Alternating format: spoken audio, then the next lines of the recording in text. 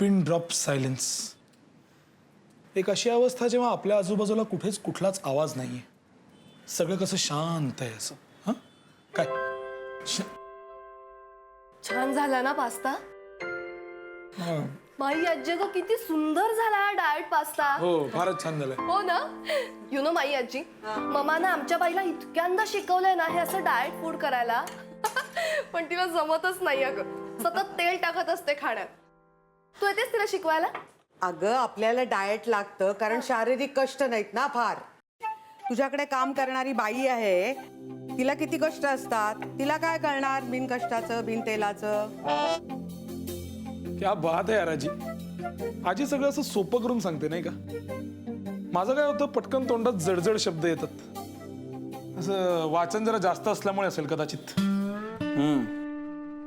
आणि शिवाय लोकांना इम्प्रेसही करायचं असतं ना.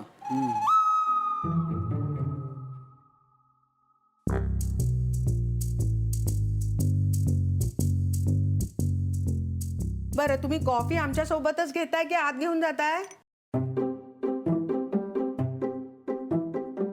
कसंही म्हणजे पण माझं जरा ऋतूकडे महत्वाचं कामही होतं. नाही मग त्यापेक्षा आपण इथेच बसून कॉफी पिऊया ना. नाही नाही, तुम्ही महत्वाचं असेल तर बोला आत जाऊन, आपण नंतर बोलू टाइमपास वालो. अच्छा असं करायचं का? चालतंय. अगं ते SRK कंपनीचं बॅलन्स शीट टॅली होत नाहीये, तर त्यात जरा तिची मदत घेतो. ठीक आहे, क्वेरीज होते ग खूप.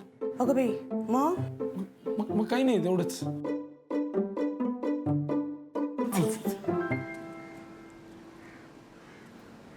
अरे, तुझी नक्की काय जनरेशन एकदा ठरवून घे. एकदम ॲडव्हान्सच निघालीस की 2050.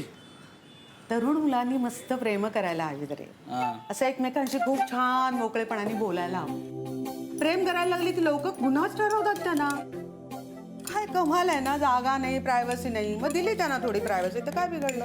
हा मी पण आता काहीतरी ठरवलंय. ठरवलं म्हणजे काय वाटलं तुला? होय, हा काय मैत्रीला काय दुसरे आजोबा आणायचेत की काय? आजोबा बॉयफ्रेंड म्हणजे ओल्ड मॅन फ्रेंड म्हणावं तर. मला सांग, हे लेले कसे वाटतात तुला? लेले लेले आगाव आहे मेला.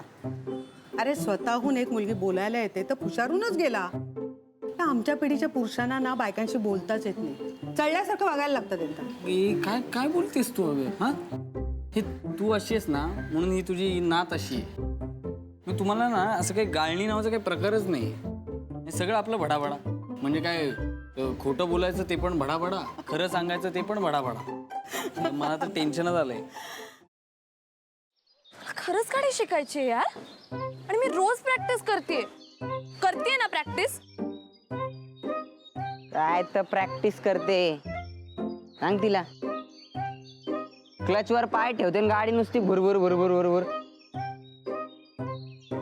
इंडिकेटर लावा म्हणलं तर वायपर लावून ठेवते. गाडीचं स्टेअरिंग तर असं फिरवते जसं काय लहान पोरांची गाडी आहे. बासा खूप झालं. मी तुम्हाला इथे मदत मागायला आली आणि तुम्ही मलाच डिस्करेज करू नका.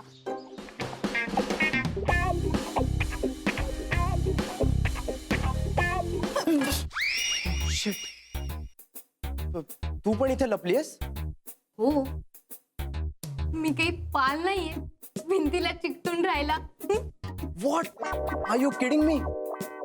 अशा सिच्युएशनला तुला विनोद सुचू शकतो? कसं असतं ना, अशी सिच्युएशन आली की आपल्याला टेन्शन येतं आणि मग ते टेन्शन घालवण्यासाठी विनोद करणं चांगलं. व्हॉट्स ए? नाही.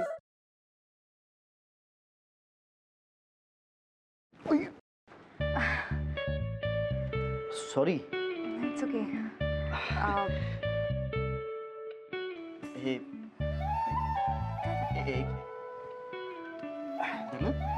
सॉरी.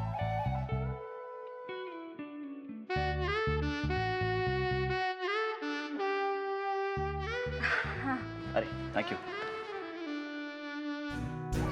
अरे त्या दिवशी ना माझ्या फ्रेंडचा फोन आलेला आणि ती अचानक मला बोलायला लागली की तिला कॅम्पिंग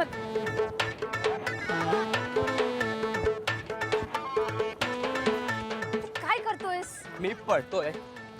ह्याला पळणं नाही म्हणत, ह्याला जॉगिंग म्हणतात आणि ह्यांनी करून तुझी ढेरी कमी नाही होणार आहे. गपे, ह्याला पळणंच म्हणतात. मी असंच पळतो.